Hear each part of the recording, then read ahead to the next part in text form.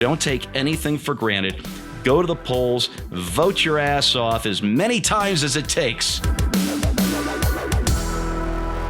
In this noble experiment, more than 200 years old now, in representative constitutional democracy that we call the United States of America, after an election, there may be no finer, no more pure feeling than rubbing the other guy's face in his loss.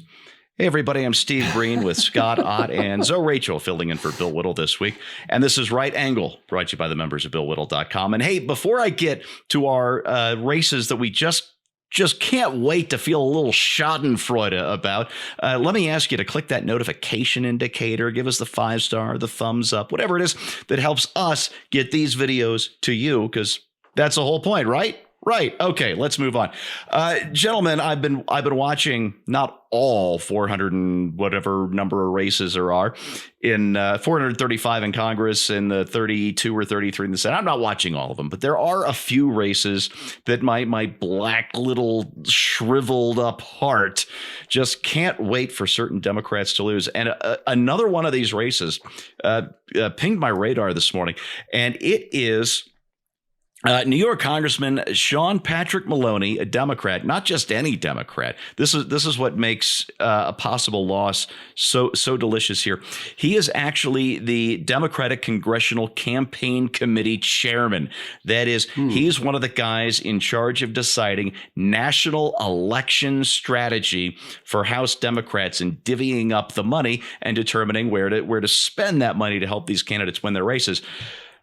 And his own committee has said, boy, you're in trouble. Listen to this. Democrats forced to bail out their own campaign chief with $605,000 as the race tightens. Apparently, there's one of these internal polls, and I tend to trust those more. You just don't read about them very often. Campaigns are very tight-lipped about their internal numbers. There is an internal poll that shows his Republican challenger, State Assemblyman Mike Lawyer, with a 6-point lead in New York's 18th district, which is a competitive race. So it might not be a great indicator nationwide what's going to happen, but it's a hell of a bragging right to get to kick out on his fanny the DCCCCCCC chair. And so that's my favorite race so far. We still got 2 weeks to go. This is my favorite race to watch so far. Zoe, you're a much warmer, nicer man than I am on most days anyway, I think. But I know there's at least one or two races where you're thinking, oh, I hope they lose. You're right, man. Because, back in the day, I used to have the whole point of, it should be about, we want to be motivated that our guy wins. We want to vote for somebody, right? Yes. We want somebody to vote for. And as of late, man, it's just more about who we're motivated to vote against. And I didn't want to be that guy, man. I'm that guy now. And, embrace it. Right? Man, it's like, but I'm looking at, the ones that, as you say, pique your interest. You got Stacey Abrams, and Warnock, right? Matter of fact, I don't even know if I know who they're running against. It brought me to that place of where it's like, I don't care who you're running. I just hope that you lose. But I mean, yeah, I know that Warnock is running against Walker and whatnot. But I mean, Stacey Abrams, man, the one who says that, hey, if you want to save money on gas, abort your kids. It's like, as I was talking about with Bill earlier, it's like, man, in her philosophy, to save money, it's better to drill a hole in a kid's head, suck out his brain, and eliminate the kid than it is to drill a hole in the ground and suck out the oil. It's like your priorities seem a little bit, skewed there, madam. And man, I just saw footage of Stacey Abrams. Man, if you want to see something cringe, man, she was at this concert with this music, if you could call it that, music artist. You sound like you saw it. Man. I saw it. No, I didn't watch any video. I couldn't bring myself to do it, but I saw a couple of stills, with the sign in the background. But I'll let you tell people about that. This is the kind of commercial. See, campaigns like Weight Watchers could make commercials out of stuff like this, because you got this woman out there singing this vulgar song, P word good, P word sweet, and all this sort of stuff. And this is a song that they use. There's some other footage of some transvestite Oh man, we're gonna get fired from the internet because I said that, man. I'm sorry. Doing a dance, singing this song. These women in the background cheering her on. They got their kids and stuff like that. I'm like, wow. But anyway, this woman is singing this song. Stacey Abrams is out there with the sign talking about my body, my choice. And it's like, your body ain't choice, Stacey. But anyway, so sorry. It's my body, my choice in front of thousands of people screaming and cheering. And she's got these scantily clad, people like walking past her. And it's like, man, woman, where is your dignity? These women, these undignified women who at least got a body, right? Walking up and down, like they're on a catwalk. And she's holding up this sign talking about my body, my choice. And all these people are screaming and cheering to this song, my P word, and just going on and just denigrating the dignity of a woman. And they're celebrating this. And I'm like, this is the people. I was like, yeah, I vote against. I'm sorry, man. You're not really giving me something to really vote for as much as these people are giving me something to vote against. I'm motivated more about it. And then just on a quick tip, Warnock, same thing, man. And these are the so-called separation of church and state people and all that sort of stuff. And this guy's assuming to be a pastor, talking about how abortion squares up with the Bible and all these things. We're affirming with people's gender issues.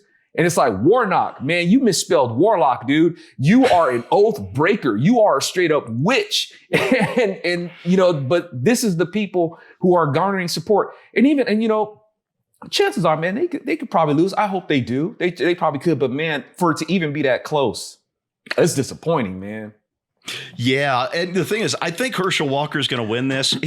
So Trump made some what I thought questionable endorsements for Senate candidates. The worst probably being Dr. Oz in Pennsylvania, although he seems to be gaining on Fetterman and might actually win this thing. But it shouldn't be close.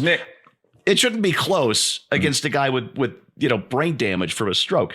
That said, the Herschel Walker pick, that one didn't bug me. I knew he was inexperienced. I thought he was going to be a little rough on the campaign trail, and sure enough, he's been rough on the campaign trail. But he's so beloved in Georgia. He's such a great personality that I figured he would catch a break somewhere. And it happened in the debate a week or two ago, and it's good to see. I think Herschel's going to pull this out. I think he's going to be a good senator. All right, Scott, over to you. What race, good or bad, has caught your eye this cycle? There are really three races, and on two of them, you're going to think I'm cheating. First of all, the race that I'm most happy to see how it's going right now is the abortion industry versus America. And it is great to see that the sort of one-trick pony that the Democrats decided to ride to what they thought would be electoral victory is not playing out the way they had hoped it would. That's not to say that I think, I'm so excited about the Supreme Court decision to overturn Roe versus Wade because somehow that's going to magically make millions of more children live. I know that they've already figured workarounds for almost everything. So they're shipping people to other states. There are employers that are paying for abortions and paying for transportation to states where it's still legal. There are services now that can get you essentially drugs that can't be sold legally across over the counter here in the United States so that you can do your abortion in the comfort of your own home. Nevertheless, I'm glad that the bet that the Democrats made that abortion was going to be so popular that it would sweep them to a midterm victory looks like it's not playing out that way. The second one is the media versus the people. And the reason why I say the media versus the people is I just get the sense that the way journalists have been treating this race is first as if it were a foregone conclusion.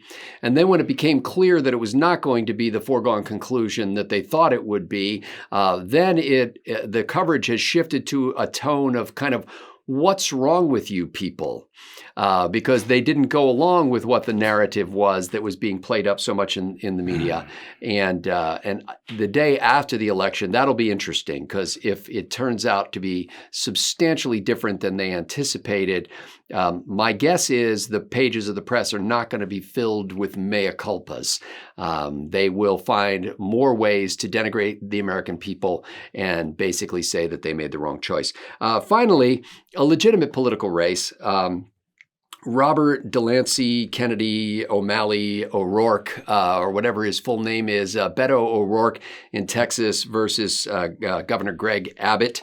And that one, I'm really, I believe, and I'm continuing to hope will reelect the incumbent governor. And the reason for that is not only because I really don't want to go through the hassle of having to gather up all my guns and hand them over to Beto, but just the tedium and expense of having to lighten them first before you hand them over, just emptying them all out at downrange. So I don't want to have to go through that either. Yeah, my guns were all lost in a tragic avalanche years and years ago. They're all gone. Just a few thoughts. I already shared my favorite race with you. One is I don't expect any big changes from this next Congress, and it's not because I don't think there aren't Republicans who mean it when they say they're fiscal conservatives and they want to cut spending, they want to cut taxes, they want to cut regulations and get this economy moving again, because there are plenty of Republicans who want to do that thing or those things. The problem is this isn't 1994 again. I think we might be on the verge, Republicans might be on the verge of a 1994 size win here. I think there are going to be a lot of surprises on election night, and I think they're mostly going to break for the GOP, and that's going to be a long and very, very sad night for the Democrats. And for that, I can't even find my world's smallest violin. It's on the floor somewhere. I dropped it. Sorry. That said, in 1995, when Newt Gingrich and that GOP crew won came into power in January 95, Bill Clinton liked being a popular president, and he could read the tea leaves and realize, hey, the American public has changed its mind about government. I'm going to get on board this bandwagon. And even though he and Newt Gingrich butted heads for years, they still worked together. They still compromised. Clinton compromised. There are no compromisers in this Biden White House. The radicals are fully in charge. And instead of getting real budget negotiations like the ones in the 90s that got us nearly balanced budgets for a few years there, we're just going to have 2 years at a minimum of continuing resolutions where it's just the same spending year after year because of the Democrats in this White House. You can mark my words on that. It's sad, but it's true. But that said, feel good about this. We need to repudiate everything that this Biden administration and this Congress have done in the last 2 years. And even if we can't do that by passing laws and repealing the stuff they've done, this damage the Democrats have done to us these last 2 years, at least we can repudiate them on Election Day. So don't take anything for granted. Go to the polls, vote your ass off as many times as it takes to get this job done. All right, that's your right angle on that, brought to you by the members of BillWhittle.com. I want to thank Zoe for sitting in for Bill this week. Scott, thank you for being here almost every week. After 12 and a half years, I just realized during the backstage show. Wow, that's a lot of elections. I feel good about this one. All right, thanks for watching, everybody. We'll see you next time.